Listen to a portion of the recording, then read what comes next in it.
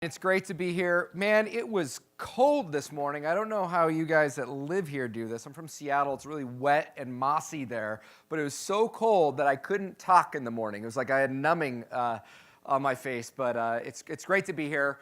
Thank you for having me, and thank you to the AKA team. Just 2 seconds on me. I've been with the company 21 years, and I've been the chief social business advocate, agitator, pain in the butt, depending on who you are in the company, always trying to find a way to make that nexus between technology, business, and impact.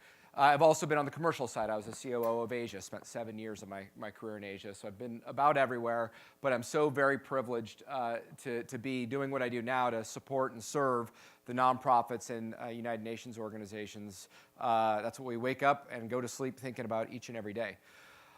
So I thought what I'd do today is just give you a broad purview of the work that we're doing, and then we'll drill down into a series of conversations through the day. And I thought I'd start with telling you personally why I stand up here with you today, and I think it's probably some of the same reasons why you're in the room.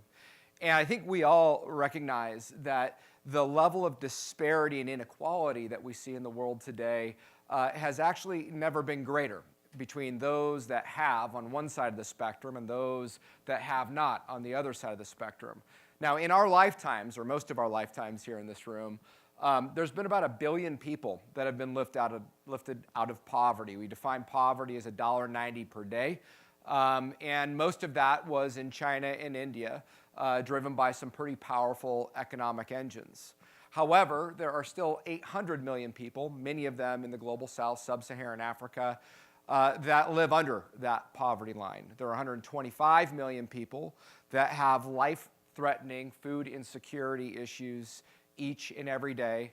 And those issues, combined with some really challenging geopolitical situations, have created the greatest crisis we've ever seen since World War II. I know you've heard this before, but it's incredible, with refugees and internally displaced people, which is why I'm so passionate about that topic with many people in the room. But you don't need to look to the global south to find these challenges. You need to go about 3 miles away here in New York, and you're going to find schools with 50% dropout rates. And I served on the board of City Year for many, many years, and anybody that's worked in education understands that if you're on that dropout curve as a kid, you're not headed for great things in many cases in terms of where your life outcomes are going. So there is challenge, and the way that we think about solving those challenges as a global community is through, the best articulation of it is the Sustainable Development Goals internationally. It's our international standards, 17 core goals that we can define, we can quantify, we can measure to determine the world that we all want to live in, I think, by 2030. The problem is that these goals cost between 5 and 7 billion, or sorry, trillion, let's put a T on the end of that number, $1 trillion to fund per year. And we're short by about $2 billion according to the UNDP. So most of the goals are not being funded adequately, and these challenges persist, which is why we're all doing what we're doing. And now the question is, what are some of the solutions? And I'm not going to come here and tell you the answers because I don't have them. I don't think anybody has them yet. But what we do know is that it requires some unique and innovative partnerships between the public sector, the private sector, and NGOs.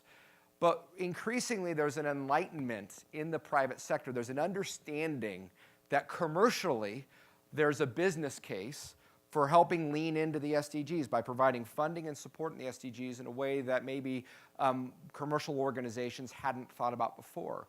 UNDP calculates that commercially, if we start to solve some of these challenges, it unlocks $12 trillion in terms of new markets, 380 million jobs by 2030. It unlocks your next customer as a commercial entity.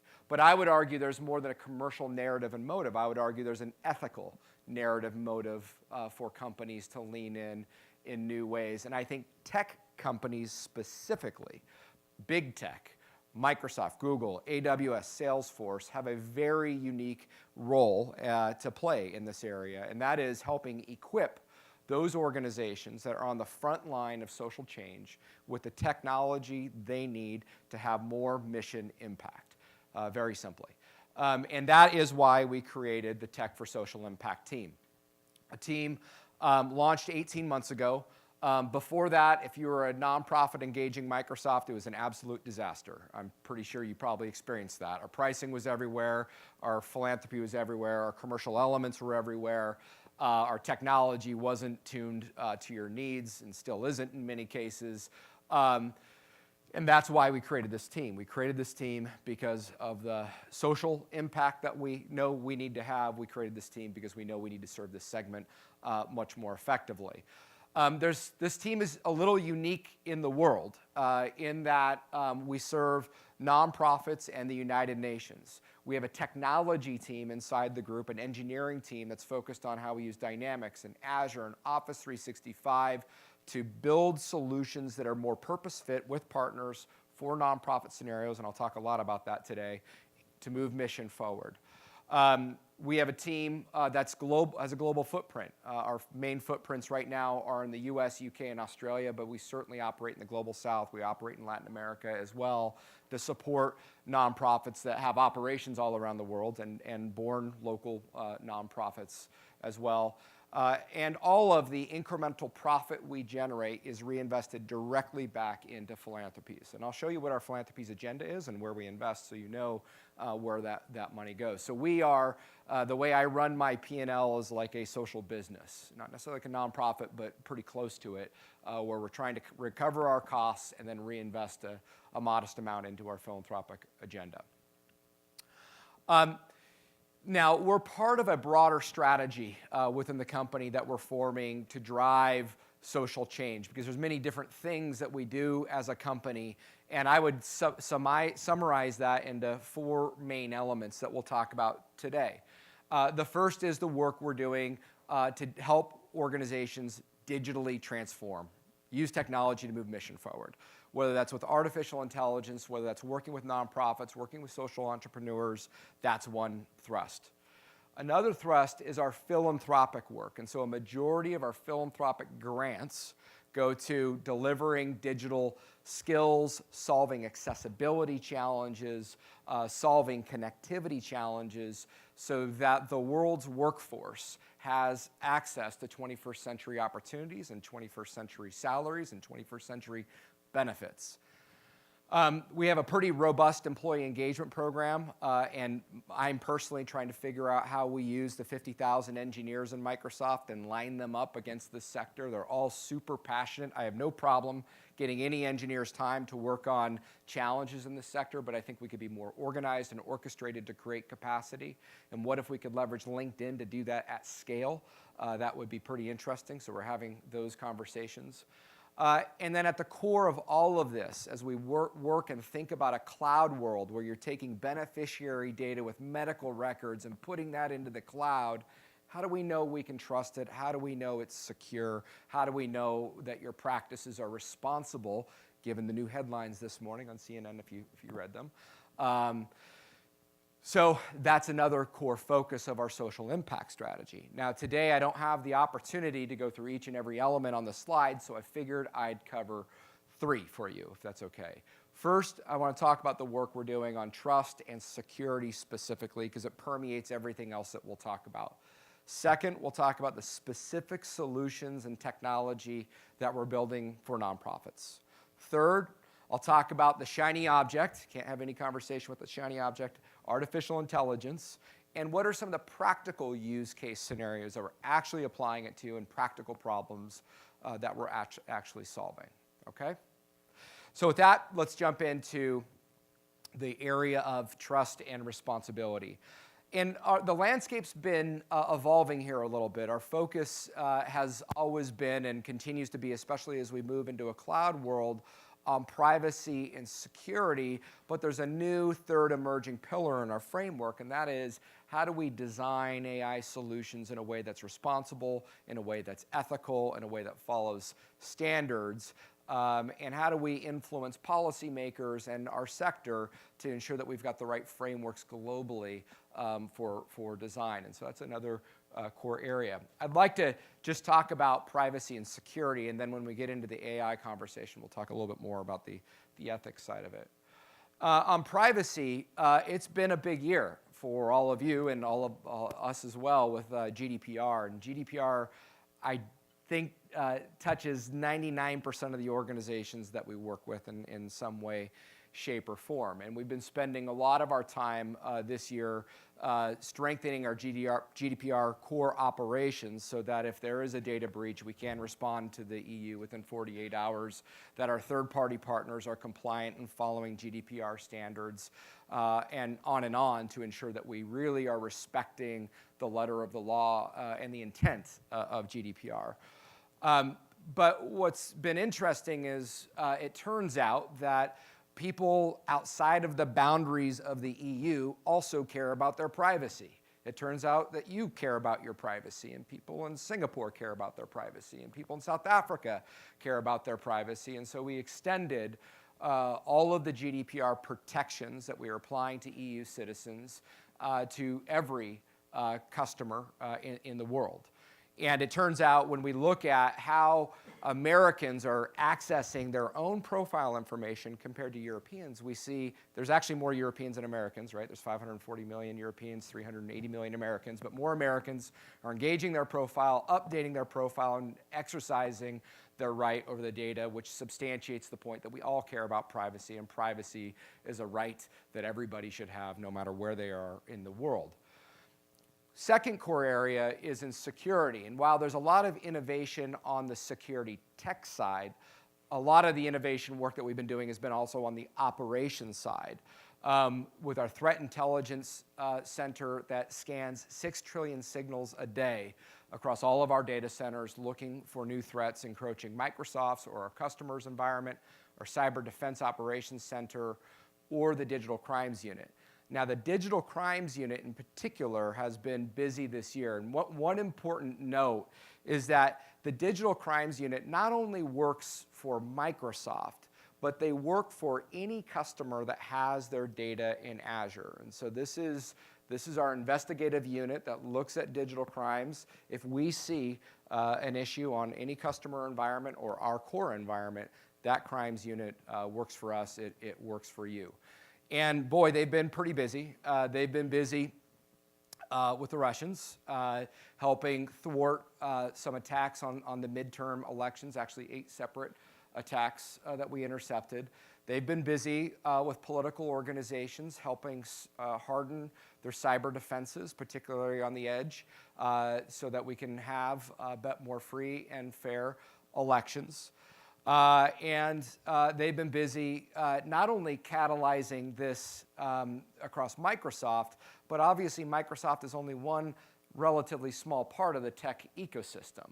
There are many other players, and that's why the technology tech sector accord is such an important piece of work that we're doing and catalyzing to get every technology player to follow similar cyber and security standards. And what started as 31 tech companies coming together across these 4 principles has grown to over 60 organizations who are implementing very pragmatic frameworks on security that are helping move the industry forward.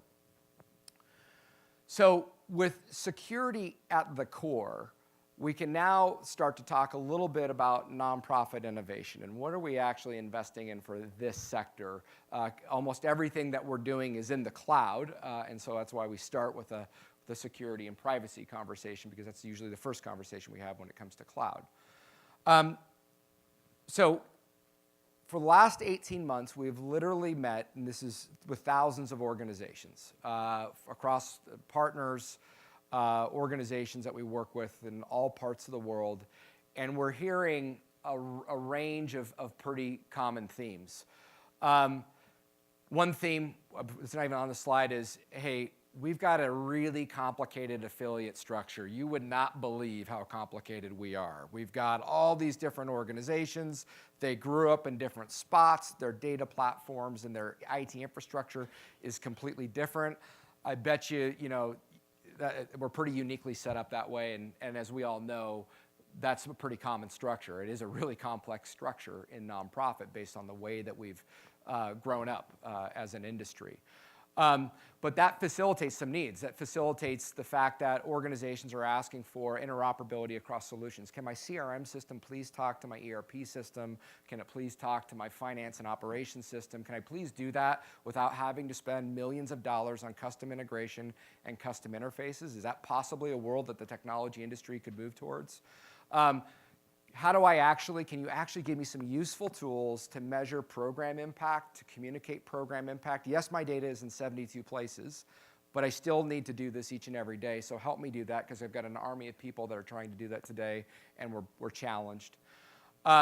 We need data transparency, and we need standards. And I'd really certainly like, AmeriCares has got this really gnarly gift in kind process that they've got to manage. I don't want to reinvent the wheel. Can I leverage what they've learned for my food bank so that I can possibly extend the same kind of gift in kind, reverse logistics capability without having to build all of that IP and use something off the shelf? All reasonable asks, and of course, these solutions need to have great partners behind them like AKA, and they need to be secure and they need to be private. Everything that you've asked for is reasonable, and yet the technology sector, and big tech in particular, hasn't stepped up.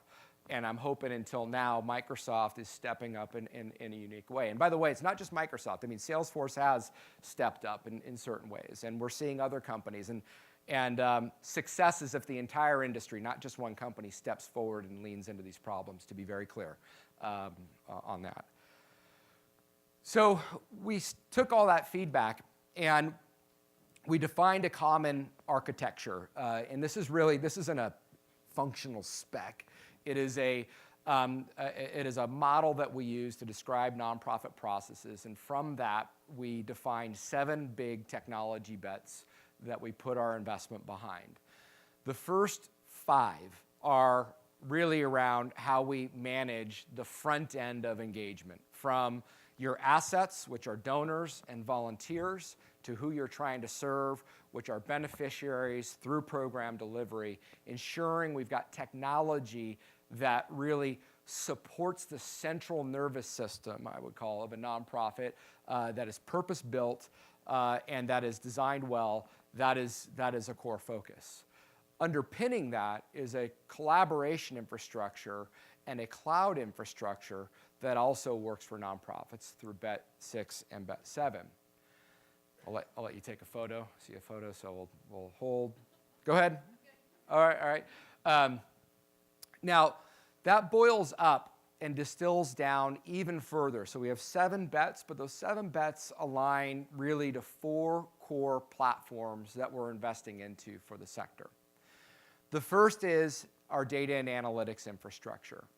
Now, we're doing work here, and you'll see a video a little later, as advanced as working with the World Bank to better predict IPV or food insecurity using AI technology and a pretty wide range of data so that they can release funding ahead of a famine or a disaster and avert those consequences. But we're also doing work kind of that's more fundamental, like the commit partnerships work. And almost every organization I talk to, certainly AI is somewhere out there, but the real need is, hey, help me get my data estate organized, help me get some basic visualizations, help me get to management decisions faster, and I don't have $1 million to spend on this, and I don't have a year to do it. How can you make that happen? And this is where I think I want to roll a quick video, because I think AKA and the commit partnerships, it's a very quick one, are a great example of what can be done here. The reason that I founded Commit back in 2012 was I just saw huge disparities in our region. And the concept that really appealed to us was trying to figure out where the biggest leaks in our education pipeline were occurring, and then trying to change our current outcomes. The Commit Partnership is a data-driven organization, and we provide data to our stakeholders so that they make data-informed decisions. Commit to Dallas was at a critical point where we felt like making an investment in their technology infrastructure would really help create impact down the road. We were sitting with this ginormous database of student-level data, and we didn't have the capacity in-house to do anything with it. AKA provided us with the knowledge to transform our existing database. It exceeded our expectations. The coolest thing about working on projects like Commit to Dallas is seeing organizations like AKA and DataKind and the city's team with Microsoft all come together and put in 110% to help this organization that's just out there trying to help kids. We were able to pull out concrete pieces of evidence to make the changes that Texas students deserve. The more that we can see population level trends, that should drive our work with teachers and improve what we're doing in the classrooms for each of our students. We're going to see significant actions and funding streams change as a result in the billions of dollars. Together, we can have a hand in changing what Texas's future can be.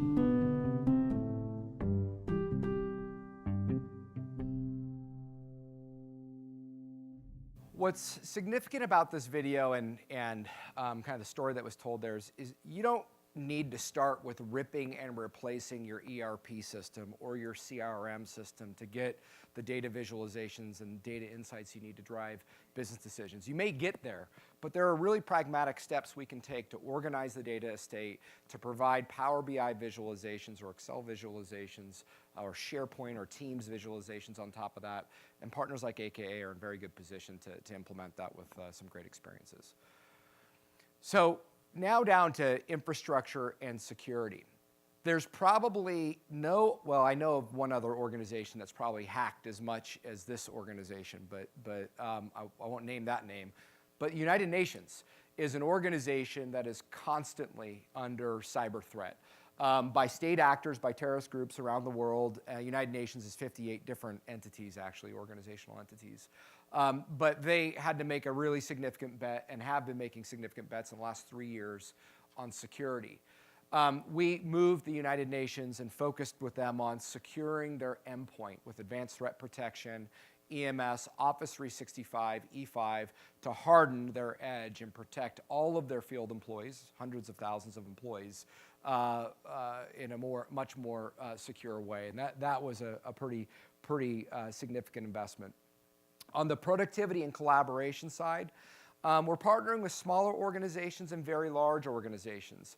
Operation Smile, as you may know, has 300 employees but thousands of volunteers. They've adopted the full Office 365 stack to improve their end-to-end operations and essentially how they match children with cleft palate, cleft surgeries with volunteer doctors. On the other side of the scale, Salvation Army. Talk about, anybody from Salvation Army here? No, nobody in the room. Talk about a complex organization. 120,000 employees, 7 CIOs, 200 operating locations, like affiliate structure. Like this is a beast. But they're running Lotus Notes and a range of other technologies, and they did not have a common collaboration standard, and their teams could not talk physically, could not talk to one another electronically. And we standardized their environment on Office 365 as well, E3, E5, and we're rolling that out globally with Salvation Army across all of their sites.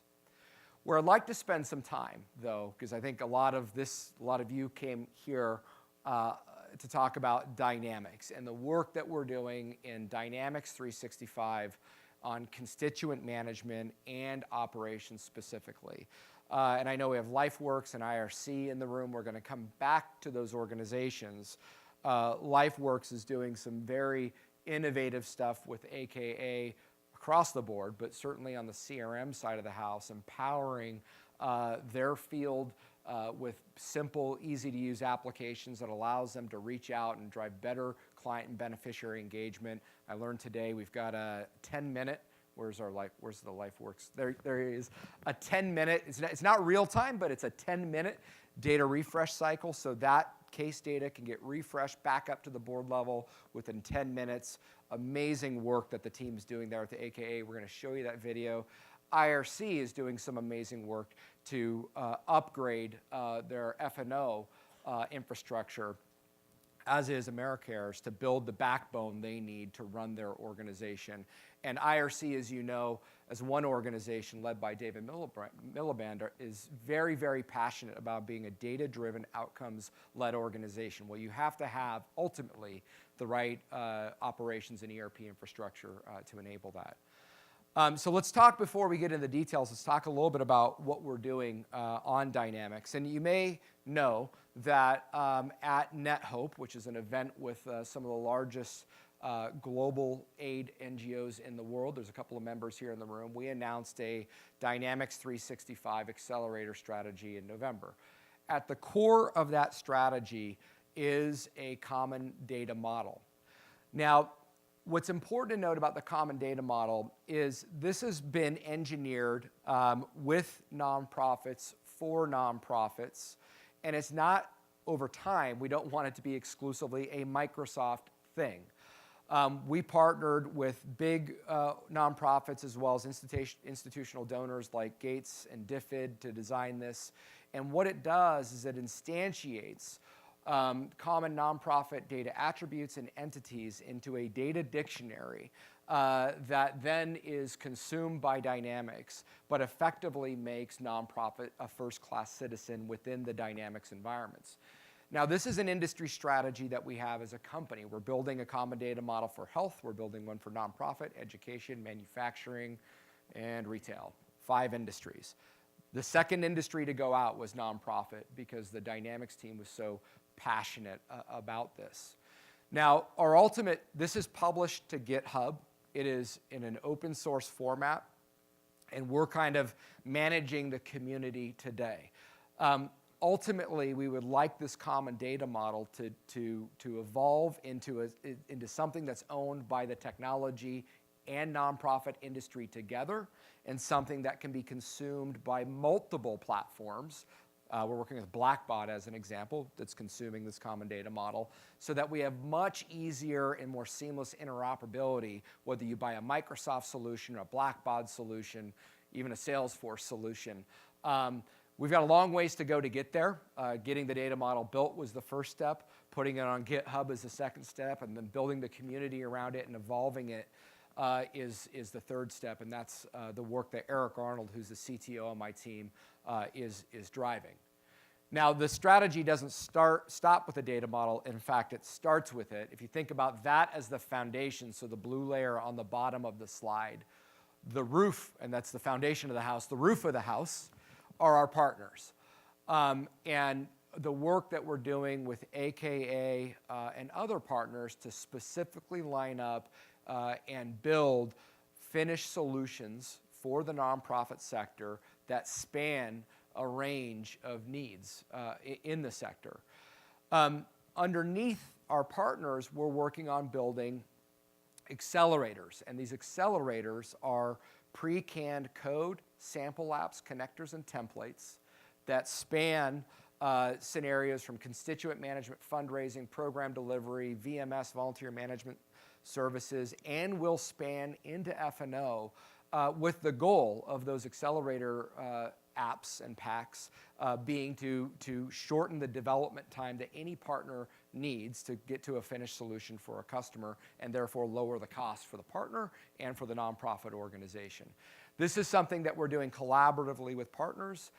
We have also, I know you may know an organization called Round Corner. The CEO of Round Corner has spun off and created a new company called Threshold, and Threshold is helping us design the architecture on a lot of this work based on all of the experience, good and bad, that they had with Salesforce. We're taking a lot of those learnings and building that right in to the accelerator layer.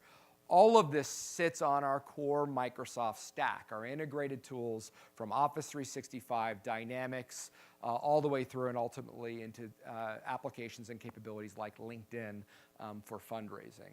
And so there's a rich set of capabilities that this enables. Now, if you say to me today, I'm ready to go, what do you have out of the box ready right now?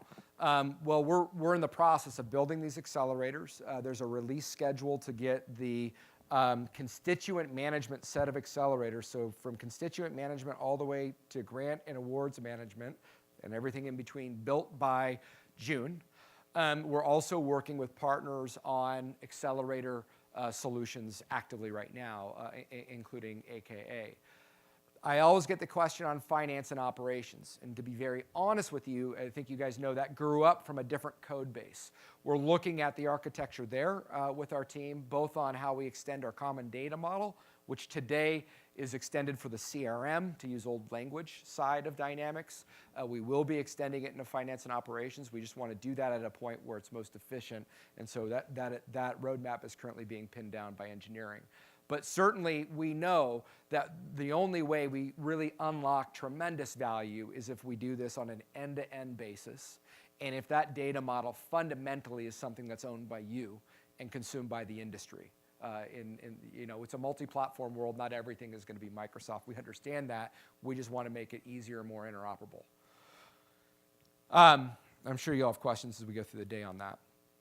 But to look at what this can look like, I think LifeWorks is an inspirational example of where we can head, and the work that AKA has done with LifeWorks to enable a powerful set of CRM capabilities, but almost as importantly, powerful last mile field reporting as well as interface tools that really allow real-time insights across the AKA, or not the AKA, the LifeWorks operation. I want to show a quick video here to really light this up and illustrate it, which is a great one.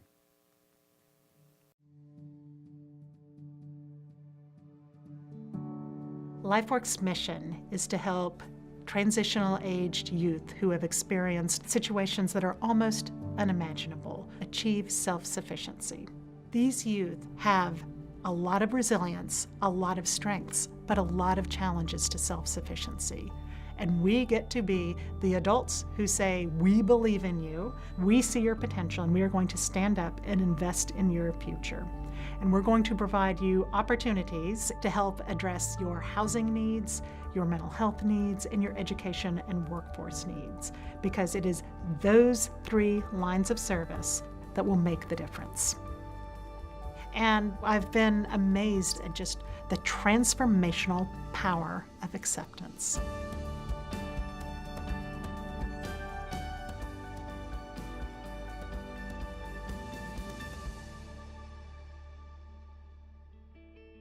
A few years ago, we decided that we were going to make a transition in the organization from being a provider of services to a problem solver, and that's our focus now. So the tools we're developing with Microsoft and AKA are catalysts in that. When we decided to become a problem solver, it meant that we had to be able to define the problem, we had to be able to measure the problem, and we have to be able to measure our progress in achieving our goal to resolve those issues, to helping our clients become self-sufficient. Because of our research into evidence-based practices and our greater understanding of the needs of our clients, we're now implementing an evidence-based model across all programs. And Microsoft Dynamics is helping us develop the business systems to make that efficient and impactful, to not take away from the time spent with clients, but actually create more time for our case managers to work with their clients. And we're very excited about the potential. We're trying to establish rapport with our clients. These are clients who are very vulnerable, and before we can even do our work, we have to establish a connection. So we need a product that can go into the field with our staff. The environment that our old case management product gave us really locked us into a desktop. But now with AKA's help and Dynamics 365, we should be able to take our products to the client and deliver a more efficient service. Our clients typically come to us having experienced a lot of agencies that might have helped them out with one thing or another thing, and so their experience has been very siloed and very uneven. When they come to us and we do a holistic intake across 24 domains of their self-sufficiency experience, we're able to produce a very powerful experience. When it comes down to it, we tell people we're in the relationship business because it is those relationships that can be absolutely transformative in the life of a youth. And you don't think about that in terms of technology and business solutions, but the work we're doing with Microsoft and AKA are in fact also tied to getting youth the help they need. It's a very unique thing we're doing here, applying a business solution to a really powerful relationship connection. It's not just about organizing our data, it's about shaping our organization so we continually get better at what we do. And not just internal LifeWorks solutions, but collaborative solutions. So we really see ourselves as game changers. And moving forward, I kind of hope the sky's the limits because this tool has so much potential to help all of us get better.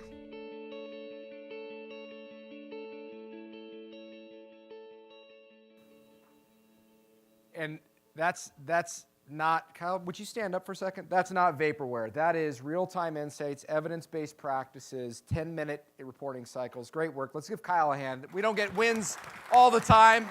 Let's celebrate it when we do get the win. Excellent job. And demonstrates the power of the platform, but more importantly, I think demonstrates the power of an organization with a great vision, with a great partner. So excellent job. So our final topic is AI, and talking about how we're using machine vision, machine learning, machine speech, bot frameworks, and other technologies to solve pragmatic real-world problems. We announced a 5-year, this is probably about 16 months ago, we announced AI for Earth, but it has evolved into a 5-year, $120 million commitment across 3 core pillars that we now call AI for Good.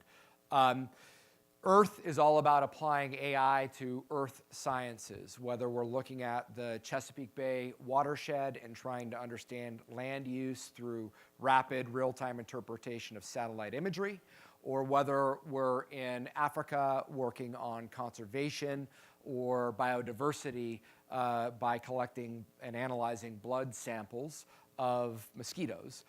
There's a lot of very interesting work on the conservation and earth sciences side. AI for accessibility, you may not know this, but of the 7 billion people on the planet today, about 1 billion people, and people in this room, have some form of accessibility need, whether that's visual, audio, learning, many different kinds of needs. And computers need to make that easier, not harder. And that's our investment here, working with NGOs, research institutes, to look at how we break down the barriers for people and make computers more natural and helpful. Our most recent announcement, I announced at the United Nations General Assembly, was AI for humanitarian action. And this is looking at how do we apply AI to humanitarian scenarios, and in fact, 4 very specific scenarios. The first scenario is applying AI to disaster response.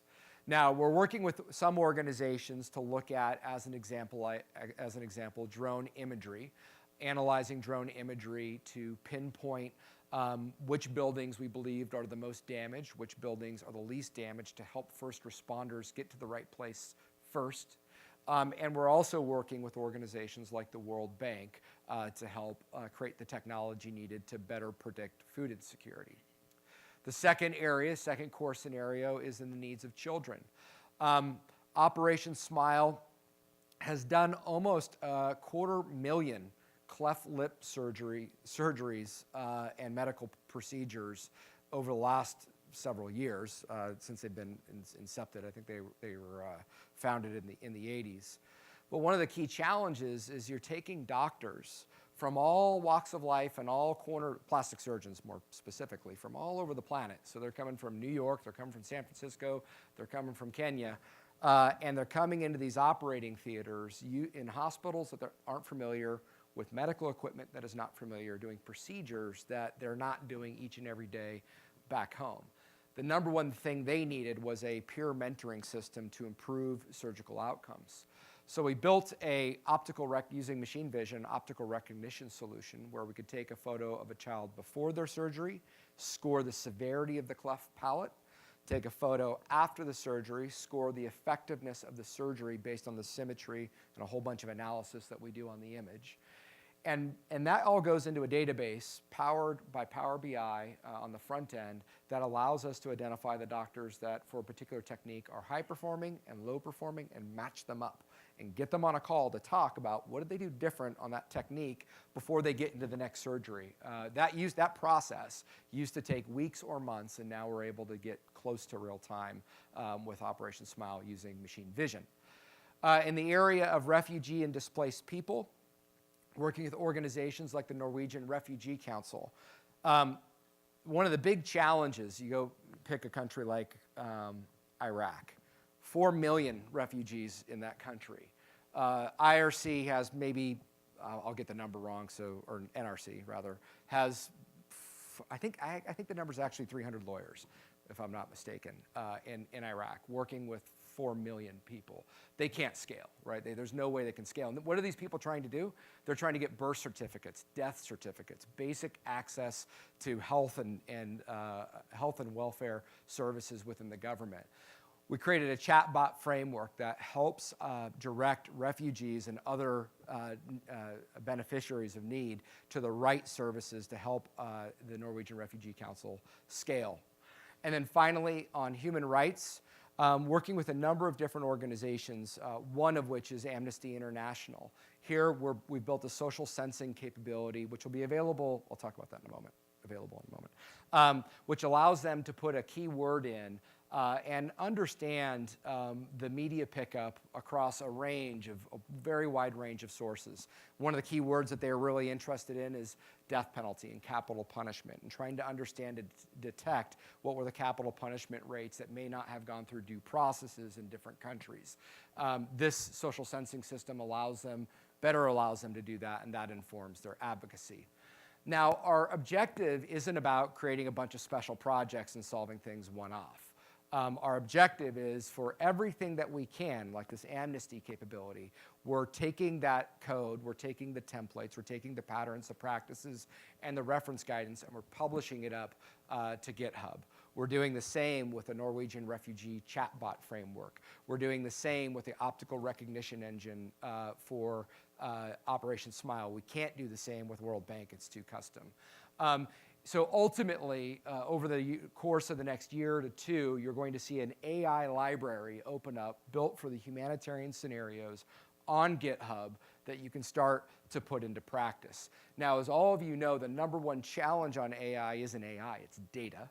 And so we're looking at how we work with our partners, but also our internal resources to create a data science as a service practice as well to help you organize and collect the data that you need to start using these pretty powerful tools. So last video, I promised, this one's kind of cool. We launched this at the United Nations General Assembly. This is our AI for Humanitarian Action initiative.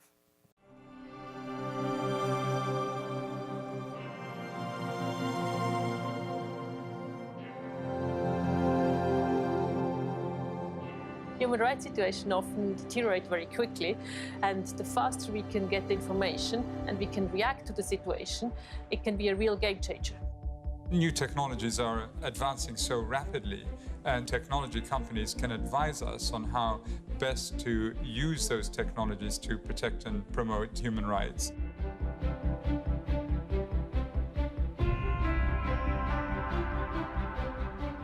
Our objective is automatic damage mapping, because after the disaster, the government needs the damage map to carry out the effective rescue. If we can save the time to grasp the ground damage information, we are able to save a lot of life and facilities. In a new partnership with the World Bank, United Nations, and tech industry partners, we'll be better able to predict when and where famine will occur. Operation Smile's vision really sinks in with what I feel is a fundamental human right. What the volunteers do for the children may seem like a small thing, but they're able to change the lives of the families forever. We're creating a chatbot-based experience for refugees coming out of the Syria conflict. The purpose is to have displaced youth find a way to discover and access learning materials. You can engage directly with the course content. It's just the beginning of the impact that we hope to have with the tools at our disposal.